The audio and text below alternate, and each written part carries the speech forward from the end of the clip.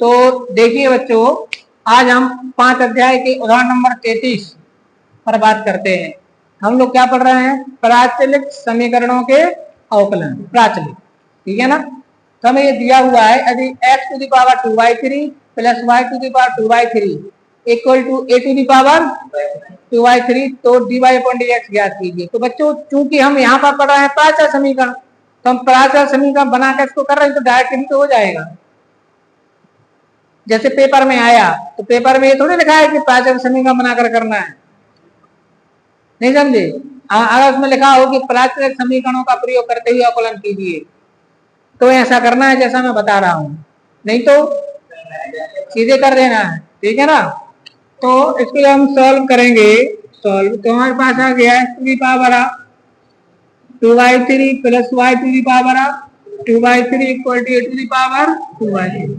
तो अब x और y के ऐसे मान मानो जो इसको संतुष्ट करें, तो वही प्राचल कहलाते हैं। तो यहाँ पर लिखते हैं कि माना x बराबर a साइन मान ले, कॉस मान ले, कुछ भी मान लेते हैं, a cos to the power q theta, ठीक है ना। x बराबर क्या मान है? a cos q थीटा, एवं y बराबर क्या मान लेते हैं? a sin q theta. अभी इसका प्राचल समीकरण है या नहीं, इससे संतुष्ट करा के देखो इसको, ठीक है ना। अगर संतुष्ट करे, क्या करे, तो फिर इसका मतलब ये इसका प्राचल समीकरण है, और नहीं करे तो नहीं है। सिद्ध करो इसको है कि नहीं है। तो समीकरण एक से पहले समीकरण के मान लिखो, तो यहाँ पर क्या लिखोगे? a cos घन theta whole to the power 2/3 plus a sin घन थीटा टू द पावर 2/3, ठीक है ना। इक्वल टू क्या लिखा है? a टू द पावर, तो इसको अलग अलग कर दो, तो a के ऊपर 2/3 की घात आ जाएगी, नहीं आ जाएगी, और cos के ऊपर 3 गुणित 2/3 थीटा, ऐसे ही होगा, नहीं होगा। 3 इंटू 2/3 कर देते हैं, ऐसे यहाँ पर a टू द पावर 2/3 और sine theta to the power 3 into 2/3 equal to a to the power 2/3। 3 से 3 क्या हो गया? a to the power 2/3 common ले लो, तो यहाँ से क्या बचेगा? cos इसका थीटा, यहाँ से क्या बचेगा? sin इसका theta equal to a to the power 2/3। इसकी वैल्यू क्या होती है? a to the power 2/3 into 1 equal to a to the power क्या आ गया? संतुष्ट कर रहा है ना, संतुष्ट कर रहा है। तो चूंकि ये मान समीकरण को क्या कर रहे हैं? संतुष्ट, इसका प्राचल समीकरण है, ठीक है ना। तो यहाँ पर क्या लिखेंगे अपन? इस प्रकार हमें क्या मिला, जल्दी बताओ। इस प्रकार a to the power 2/3 equal to a to the power 2/3। अतः ये क्या है? इसके प्राचल समीकरण। x और y के जो मान हमने माने हैं वो इसके क्या है? प्राचल समीकरण। अतः दिए गए समीकरण के प्राचल समीकरण क्या हो जाएंगे? प्राचल समीकरण होगा x बराबर a cos q थीटा और y बराबर a sin q थीटा। अब इसका थीटा के साथ क्या करेंगे? अवकलन करेंगे और dy/dx का मान निकालेंगे। समझ आएगी ना बात। इसको दे दो समीकरण 1, इसको 2। तो समीकरण 1 का किसके सापेक्ष? थीटा के सापेक्ष, थीटा के सापेक्ष अवकलन करने पर, तो dx अपॉन, यहाँ सीधा लिख दे रहा है, यहाँ आ जाएगा 3a into cos square theta, और कॉस थीटा का क्या होगा? माइनस, सीधा लिखते हैं, आंसर आएगा -3a cos square theta into sine theta. Clear है? क्लियर है सभी को? आप किसका करो? समीकरण 2 का कर दो। समीकरण 2 का थीटा के सापेक्ष, तो क्या निकलेगा? dy/d theta. करो इसका अवकलन, तो 3a साइन इसका थीटा, पहले घात का हो गया, अब किसका होगा? साइन का। तो साइन का क्या होगा? तो हो जाएगा 3a cos theta into sign इसका थीटा, कुछ भी मान लो, ये आ गया, ठीक है। अब हमें क्या निकालना है? dy/dx d x. तो d Y upon D x बराबर क्या होगा, d Y upon d theta into, ठीक। तो अब आपको d Y upon D x निकालना है, यहां से मिटा दें, इस तरफ से मिटा दें, क्या मिटा दें, तो यहां पर क्या आएगा,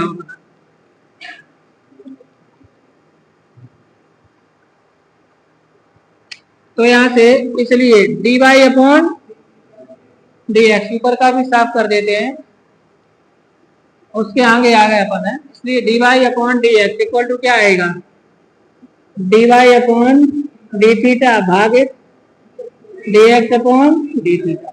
तो d Y upon d theta की वैल्यू कितनी है, 3a cos theta into sine square theta upon minus 3a cos square theta into, cancel कर दो, क्या कैंसिल हो रहा है, 3a से 3a कैंसिल हो गया, और cos से स्क्वायर नहीं आएगा, साइन से स्क्वायर, ऊपर बचेगा माइनस साइन थीटा, शायद नीचे बचेगा, और तक बच रहा है, तो इक्वल टू क्या आ गया, माइनस टेन थीटा। अब हमें टेन थीटा का मान निकालना पड़ेगा, एक्स बराबर वाई बराबर था ना, और क्या ये निकालना पड़ेगा, एक्स और वाई वाले से, तो एक्स में वाई का क्या करेंगे, वहां पर भाग देंगे, भाग दे करके मान निकालेंगे, यहाँ पर मान लिखेंगे। तो ये तो हमारा इन द थीटा, थीटा के फॉर्म में आंसर आ गया, लेकिन हमें चाहिए कहाँ का आंसर है, एक्स और वाई के फॉर्म में चाहिए, तो हमें वापस जाना पड़ेगा। तो हमारे पास क्या क्या मान थे, वो एक्स बराबर हमने क्या माना था, एक और के थीटा, और तो ये तो आपका आ गया, ये तो समझ गया ना, इसके तो समीकरण नंबर 1। अब एक्स बराबर हमें था हमारे पास ए कॉस के थीटा, और वाई बराबर क्या था, ए साइन क्यू थीटा। अब यहां से मान निकालना पड़ेगा, ठीक है। तो पर एक काम करते हैं, वाई में काय का भाग देते हैं, एक्स का, तो यहां पर लिखेंगे, इसलिए वाई बटे एक्स बराबर क्या आएगा, ए साइन धन थीटा बटे ए कॉस धन थीटा, ए से तो आ जाएगा टेन धन थीटा, नहीं आएगा। अब यहां से धन हटा तो यहाँ धन भी लगेगा, वर्ग हटा तो क्या लगता है, यहाँ से टेन थीटा बराबर क्या आ जाएगा, वाई बटे एक्स टू दी पावर 1/3। तो जे उठा के यहाँ लिखेंगे तो आंसर क्या आएगा, कितना आ रहा है उसका,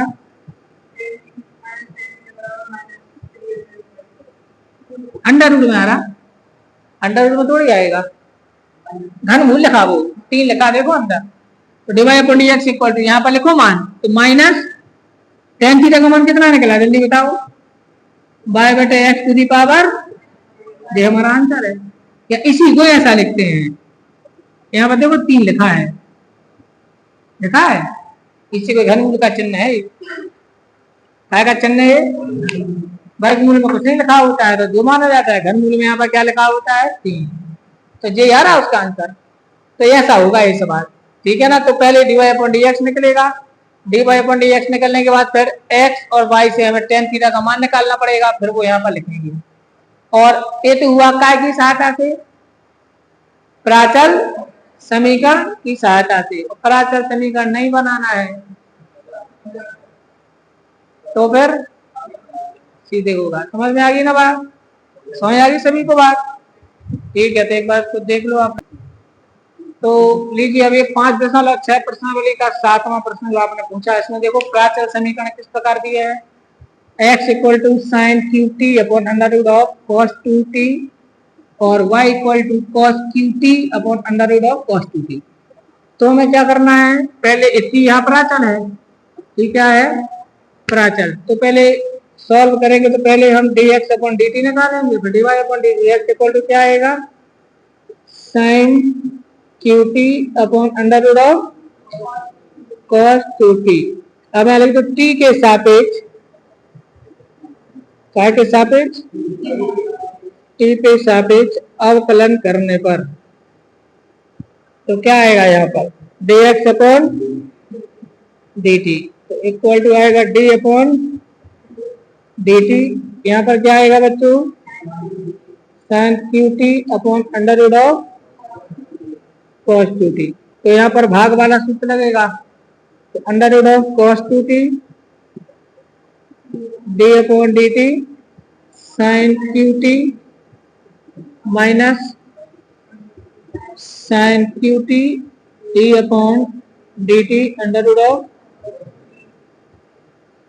cos 2t upon under root of cos 2t का क्या आएगा होल स्क्वायर। ठीक है, अब ये आएगा under root of cos 2t sine घन, पहले घन का होगा तो 3 sin स्क्वायर t आएगा, नहीं आएगा। अब किसका होगा sin t का, और करना पड़ेगा अभी, समझ आ रही बात।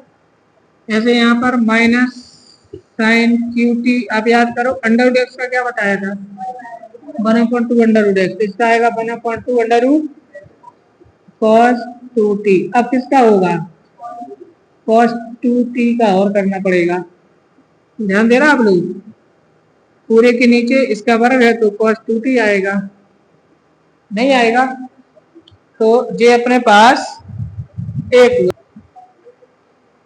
ठीक है, अब ऐसे इतने काम किसके साथ करना बताओ, इसको थोड़ा और आगे बढ़ाओ तो क्या आ जाएगा यहाँ पर 3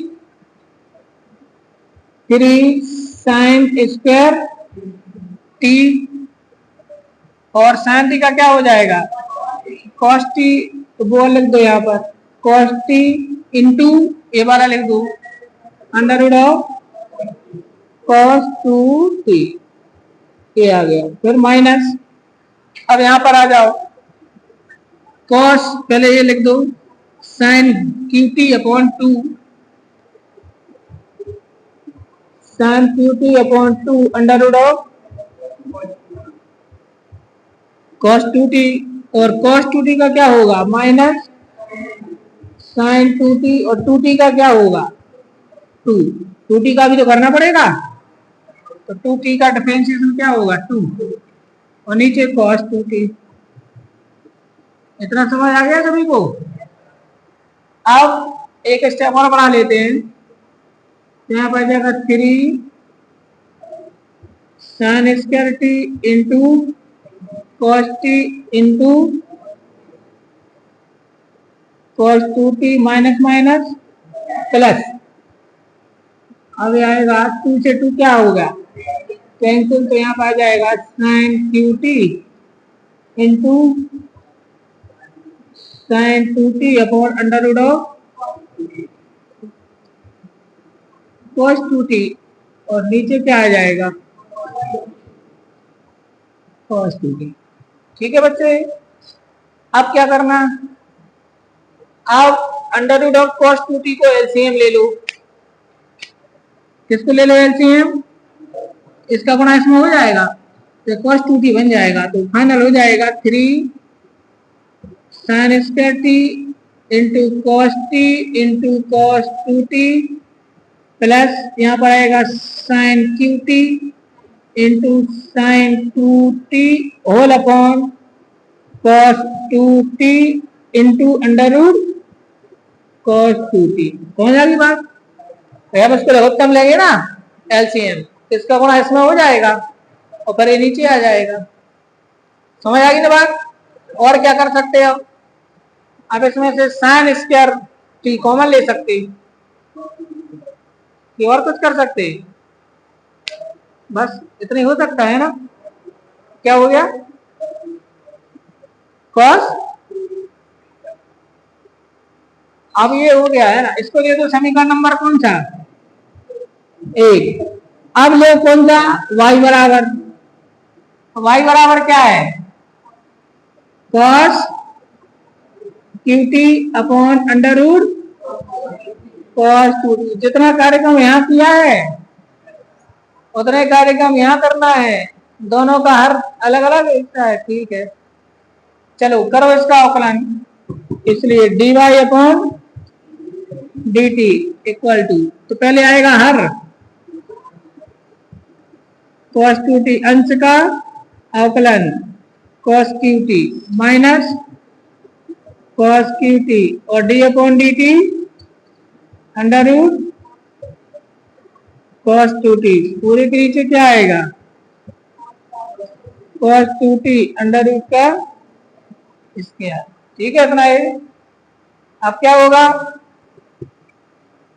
अंडर रूट cos 2t इसका 3 cos स्क्वायर t और cos t का माइनस sin t, यहाँ पर माइनस cos qt इसका 1/2 अंडर रूट cos 2t और cos 2t का माइनस sin 2t और 2t का 2 कर दे। कौन सा नियम श्रृंखला नियम, कौन सा नियम। अब यहाँ पर 2 से 2 कैंसिल, तो हमारे पास कितना बचेगा उसको अपन लिख लेंगे। ठीक है यहाँ तक आएगा। अब हमें इस तरफ वाला साफ करना पड़ेगा, इसको क्या करना पड़ेगा साफ। उतना समझ आ गया सभी को। ठीक है तो इस तरफ एक बार आप देख लो कितना, तो फिर मैं इस तरफ का साफ करूं। अब वैल्यू तो आपको वो चाहिए तो लिखी है। हाँ बोलो। ऐसे यहाँ लिया तो अंडर रूट cos 2t का अंडर रूट cos 2t में गुणा हो जाएगा, तीनों गुणा में है ना ये, तो यहाँ अंडर हट जाएगा। ठीक है और यहाँ तो कुछ लगता है नहीं, तो ऐसे रहेगा। ठीक है और कहीं कंफ्यूजन हो तो बताओ, और एक और देख लो भैया, कोई गड़बड़ होगी तो पूरा सवाल समझ गए। चलो आगे बढ़ाएं इसको। इक्वल टू क्या आ जाएगा बताओ, minus 3 sin t cos square t under root cos 2t हो गया। और ये माइनस माइनस क्या हो जाएगा प्लस, क्या बचेगा cos qt into sin 2t upon under root cos 2t whole upon cos 2t। अब अंडर रूट cos 2t फिर यहाँ एलसीएम लेंगे ऊपर, तो उसका गुणा इसमें हो जाएगा, तो क्या बन जाएगा -3 sin t cos square t cos 2t plus cos qt into sin 2t whole upon cos 2t into under root of cos 2t। इतना समझ आ गया सभी को। अब उससे मिलाओ, लगभग वैसा आ रहा है ना। इसके जगह क्वेश्चन नंबर आप, इसलिए अब तुम्हें चाहिए dy अपॉन dx, तो dy upon dx equal to क्या हो गया dy अपॉन dt भागित dx अपॉन dt। नहीं होगा तो भाग और दे दो दोनों का, दे दें। तो भाग देने के लिए क्या करना है, dy अपॉन dt का मान तो यही है, तो लिखो यही -3 sin t cos square t into cos 2t plus cos qt into sin 2t और नीचे under root of cos 2t गुणित। अब इसका मान व्युत्क्रम करके लिख दूं, इसका मान कौन सा है ये है ना, तो आएगा cos 2t under root of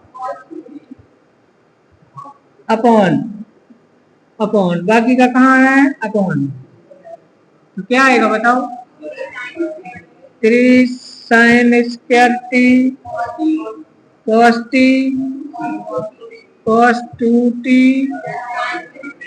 plus sin qt into sin 2t। बात समझ आ रही। अब ये पूरा पोर्शन कैंसिल हो गया, कोई दिक्कत। अब जितना बचा उस पर काम करते हैं, उसमें तो कहीं माइनस था नहीं, पहले वाले में कहीं माइनस तो था नहीं, सारा प्लस में। तो आंसर क्या आया हमारे पास, माइनस। इन दोनों में से कुछ कॉमन है क्या, कॉस स्क्वायर है, कॉस स्क्वायर टी कॉमन ले लें, ले लें, ले लें, कॉस स्क्वायर टी कॉमन ले लो। तो यहाँ से पहले ए वाला बचेगा -3 sin t into cos 2t plus cos t into sine 2t, कितने बचेगा। इसमें से साइन स्क्वायर टी कॉमन ले लो, क्या बचेगा 3 cos t cos 2t plus sign t into, ये हमारे पास आंसर आएगा। अब देखो इसको कैसा चाहिए, तो जैसा अपन